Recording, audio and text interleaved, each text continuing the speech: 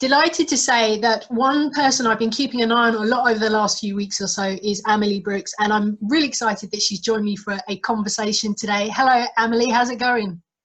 Hi, Amory. Yeah, it's good, thank you. How are you? Yeah, good, thank you, good, thank you. Another sunny day, thank goodness, which is Yeah. fantastic.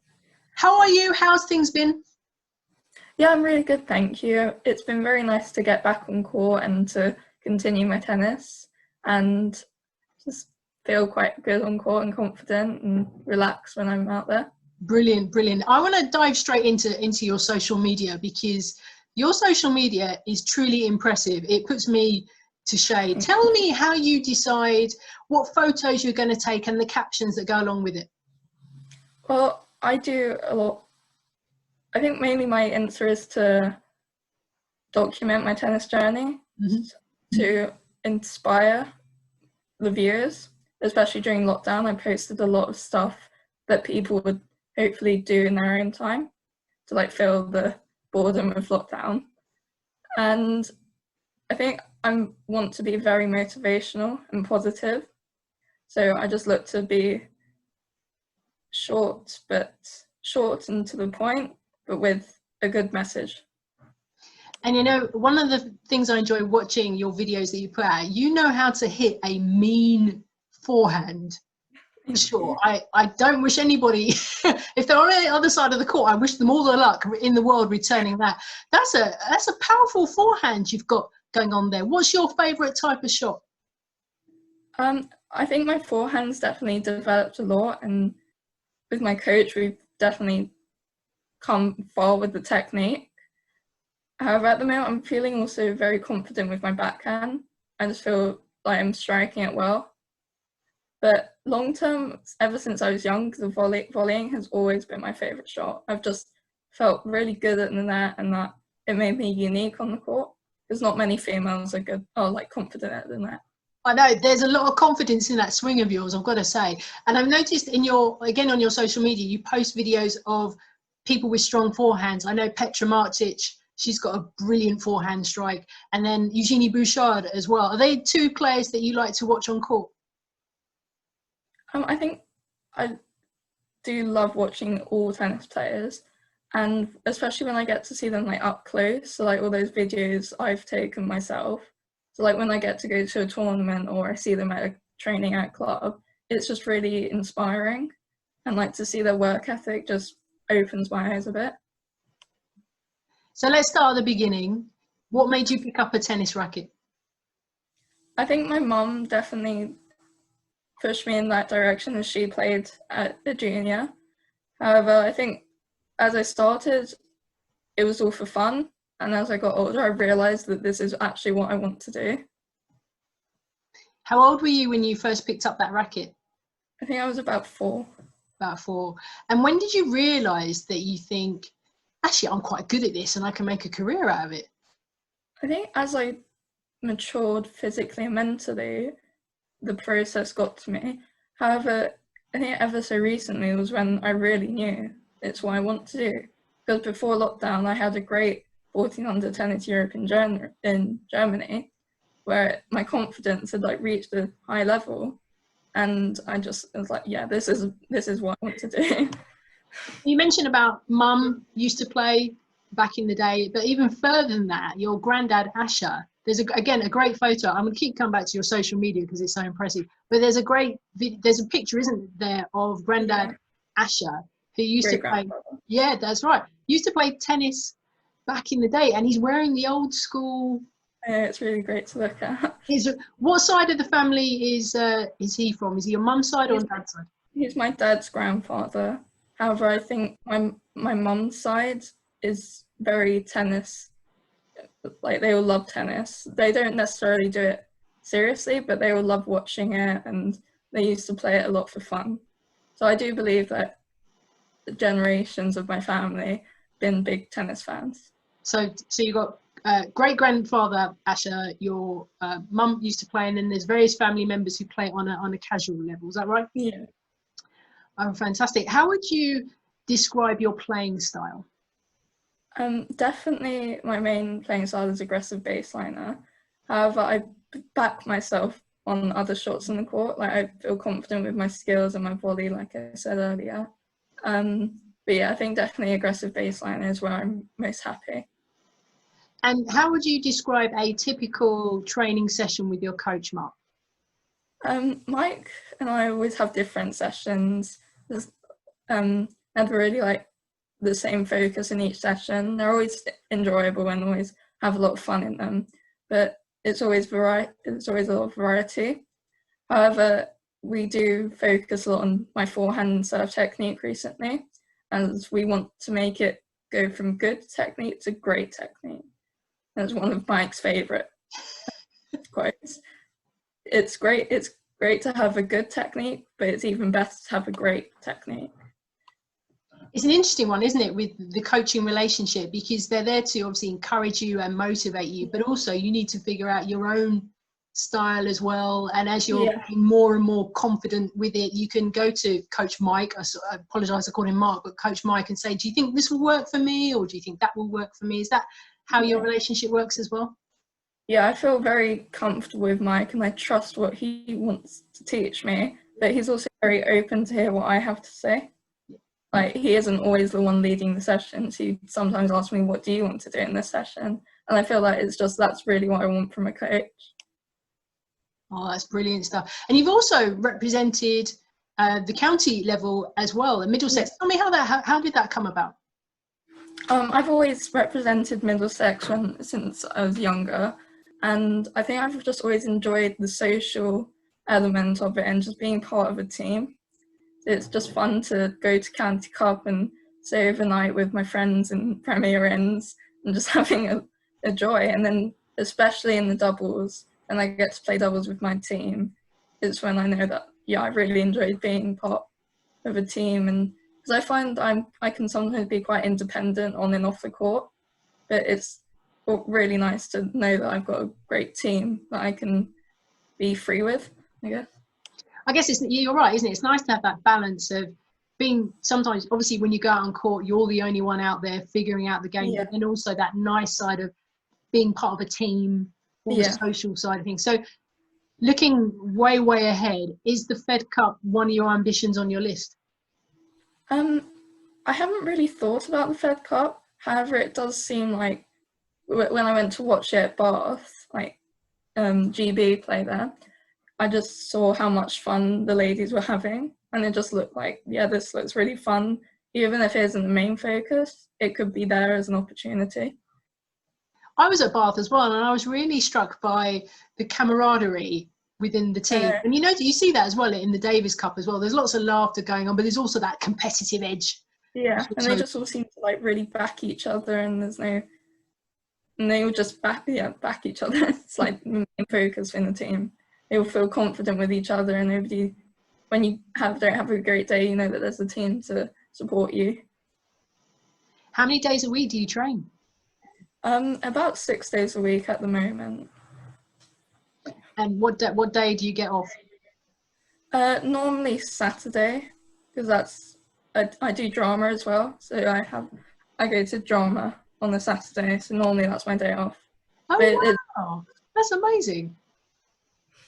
Yeah, I really enjoy drama as a hobby. Yeah, it's good to have that extra, what I call extracurricular activities outside of your day job, so to speak. So how do you manage schoolwork, friendships, drama classes, and tennis?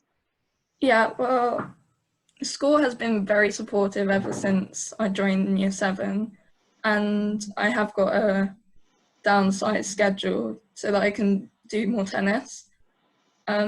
Sometimes it gets slightly stressful, but I know that I have my parents and teachers to go to if I need help with it.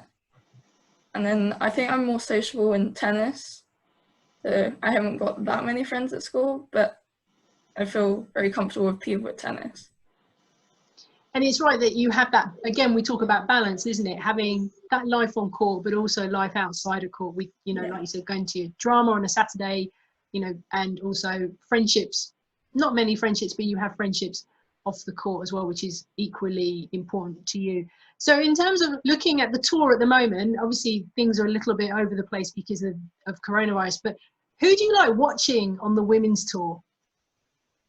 I really love watching Barty and Andreescu. I just really love how professional they are on court and that they're confident with what they do, and they're amazing all-court players. Like, the skills that they pull out are just incredible.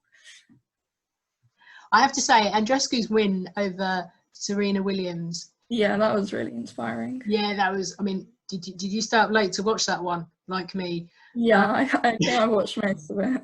Yeah, so did I. It was a late one, wasn't it? But it was just, I wonder if you agree with me. When I look at Bianca Andreescu, I just see somebody who is utterly fearless, who is not fazed by anything at all. And she reminds me of Nadal in that sense of being like a proper warrior. Yeah, she just seems so committed, and like, she looks like she'll fight for it. Like, she won't give in easily. Very much so. Yeah, I agree as well. Yeah, that's fantastic. And so, and I'm truly, the two that you picked out, I totally agree with as well. And I'm not surprised that they're already Grand Slam winners. Both of them, and that makes it really exciting as well, because I don't know what you think, but the last few, before things were suspended, we had different Grand Slam winners every time. How exciting is that? I love seeing variety on tour, and I feel that the new generation of players coming up is going to be really exciting to watch. I love all the classic players like Serena and Federer, but it's just nice to see the new ones starting to show through. Yeah, agree with that. And speaking of Federer, let's talk about the men's side. Which players do you admire on the men's tour? I think definitely Federer. He's just so relaxed on the court and he just makes everything look effortless. I also quite like the way Isner plays. His serve is incredible because he's so tall, but he just seems like, despite being so tall, he's able to move freely. Like, most tall players are seen as not the best movers, yet he seems to be on each shot at the right time. I feel sorry for anybody on the receiving end of one of John Isner's serves. That's the first thing. However, Andy Murray does do well. Yes, yeah, indeed. I feel like Andy Murray is the only one that can do it that well. Well, exactly. It's a really good point. But also, I don't know if you've noticed, but these tennis players seem to be getting, on the men's side anyway, seem to be getting taller again. Yeah, definitely. You mentioned about John Isner, then you've got Kevin Anderson, Riley Opelka as well, who's like 6 foot ginormous as well. It's crazy. And that's a really good point you make about how they get around the court, because they're so tall and yet they're still very agile as well, and some lovely footwork. I think it mainly comes in the fact that they see the ball so well. I think tall players tend to work on seeing the ball so that they don't have to worry about being the slowest. So when you're watching a match, can you actually enjoy watching a match as a fan, or are you very much sitting there watching it as a tennis player? I think the biggest time when I'm a fan watching matches is when I go to Wimbledon. I can't help being a fan there. Like, it has to show through that I'm a tennis fan. But I think when it comes to watching matches at home on TV, I like to I like to write down things I notice about the match. So, like, chart matches and see like the high points and low points of a player. I find it quite satisfying to figure out how the pros do stuff and how I could take that into my tennis. And going back to Wimbledon, what's your favourite thing about Wimbledon? Or what's your favourite thing about the grass season? Just the way everyone loves it and just the experience of being there. I remember a few years ago I got to actually play there for a regional demo. So I got to play on court 5, and it's just so great. Like, you had everyone being busy around you, and you even got to see some of the pros, and just being on the grass, it just, like, this is where I want to be. Yeah, and I bet that inspires you to think ahead. This is, I want to go through. You may not even need to go through qualifying. I don't know. You may be able to get straight into the draw in a few years. But that is definitely, Wimbledon is on your list, your list to achieve. Yeah, I think it's probably the biggest Grand Slam that I could probably hope to achieve. And going back to your social media, I see. Are you a cat person? Let me just check that first. Definitely. I'm more of a dog person myself, but you know, I do love dogs, but my parents have kind of made me be a cat person. We have got 5 cats. Tell me about Piper and Rio, your cats. Oh yeah, they're a joy to have around, and it's been lovely to have new faces in the house, because I already had 3 cats, so now I've got 5. 5 cats. All right, reel off their names for me. So Amber and Maisie are sisters, and then we've got Brandy, who is the oldest, and the new faces, Piper and Rio. And out of the 5, who are the most mischievous of all? Before Piper and Rio came along, I believe Amber was quite cheeky. But yeah, Piper and Rio are like the ones that are gonna be trouble. There is this fantastic thing about tennis players and their pets. Because you see, Johanna Konta now, she's got a second dog, so she's always posting pictures of her dog, and there's various others. I know Juan Martín del Potro's also got a dog as well. Yeah. There is a thing about tennis players and their pets, and they love posting pictures of them on social media. I think because also sometimes, mainly with dogs, the fact that the player is traveling a lot, they might not get to see the dog so much. So when they do, it's like they treasure that time. So I know when I go away. I know when I go away, I do miss my cats. Yeah, I can imagine that. As a pet lover myself, it is incredibly hard when you have to go away. Yeah. Kind of thing. Speaking about going away, if you transition from a junior into the seniors world, are you looking forward to going out on tour? I really am. I think that travel is such a big part of being a tennis player, and just getting to experience culture in the world. I really look forward to getting to travel more. Yeah. Any particular countries that you're already thinking about that you'd love to go and play and visit? I think I quite like going to Germany, because I do study German at school, so I know a bit of what to say. Yeah, very handy. What to say. However, I think I do quite like going to the more down low countries as well, because they're the ones that have quite big culture. So like when I went to Montenegro, it was a great tournament, and I got to see like all the different people and players there. Oh yeah, that is one side of the tour that is quite appealing, isn't it? Being able to play in different countries. So I bet that is something to look forward to as well. Tell me about who you are off the court. Who is Amelie Brooks when she's not a tennis player?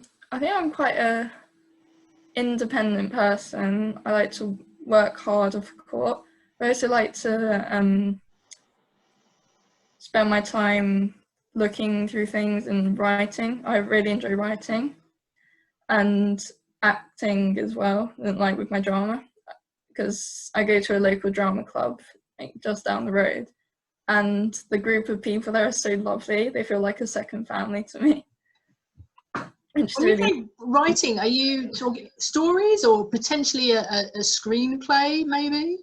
Yeah, I think I am actually writing a screenplay at the moment. Not the best, considering it's my first one, but it's fun to do. I do enjoy coming up with plots in my head for stories, but I just never seem to find the time to actually get them down on paper.